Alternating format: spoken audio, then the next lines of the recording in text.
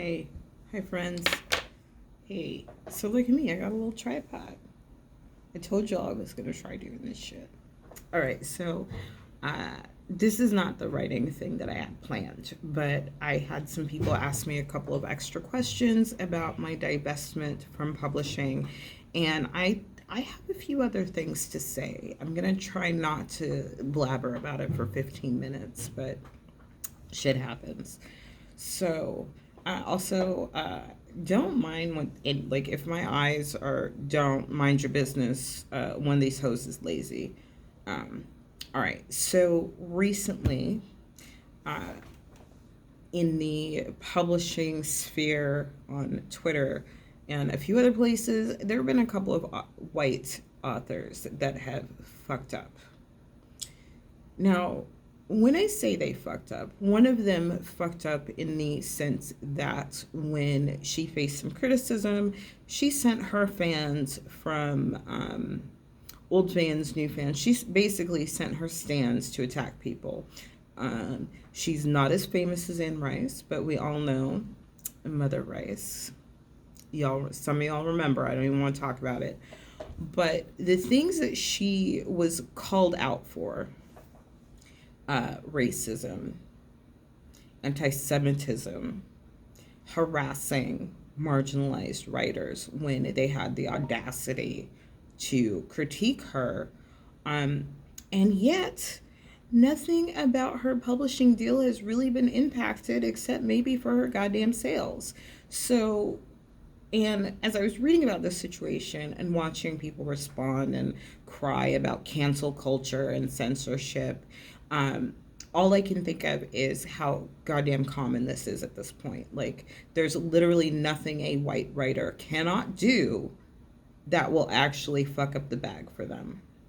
And that's another reason why I don't think that I will ever or could ever have made it in mainstream publishing because I'm not the one. Like, I don't think that any agency or publishing house would want to deal with me on that level because there are things that I wouldn't do.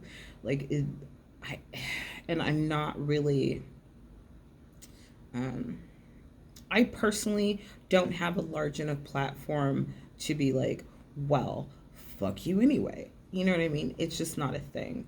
And for me, just like using social media and all these other things, a lot of what I see is just fuckers prospering, and I don't want any part of it at this point. Like, I don't want to think about it.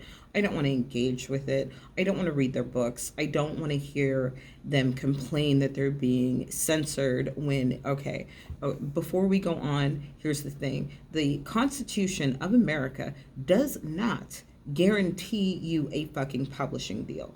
The Constitution does not promise you speaking gigs. The Constitution does not promise that you will have a platform.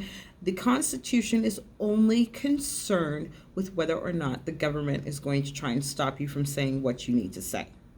That's all. So it's not about free speech. People can say whatever they want. You can say whatever you want. The problem is when these publishing companies, and you can't tell me they don't see this shit coming. Like, there was that white lady with that book about the Mexican immigrants, and that was a fucking shit show. Like, somebody read that. People read these things, and then they were like, yeah, this is what we're gonna do. It's too late in time. Like, it's 2021. You can't tell me that these books go through all of these editors and acquisitions and all these other things, and literally not one person was like, this is going to be a problem. It's just, so I don't want to deal with that. Just a moment. Okay, I had to cut there for a minute. But anyway, that's what it is. So there's that going on. So then there's the other option, which is one of the ones that I was interested in for the longest time, which was small press.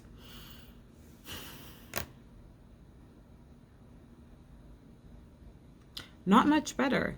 I mean, honestly, my experiences with small press were bad in a whole other way. Like with those, I felt like when there was interest in my work, that it was often sort of, I felt tokenized. I felt like, um, there was a particular press, this was years ago, that had been called to task for not having any black writers on their roster. Um, they didn't. I think that they maybe had one person of color who they put out a book with, and they reached out to me, and just the way that they did it were just like, we need a black writer and you're the one. No, you know what? Fuck you. And then to come to find out that these very famous distributors for small press are, fucking with their employees, screwing their employees over. And it's all just so messy, and it takes up too much of my bandwidth, and I don't want to do it. Um, what's interesting is that I felt this way many years ago when I retired from writing when I was like 25, and then it was more of a sort of exasperated, fuck this, I give up.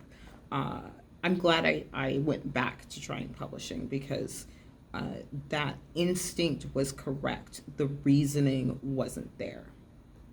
So that's what it is. That's why I'm not messing with it. Like, I'm not thinking about it. That's, I'm not querying agents. I'm not sending stuff to publishing houses.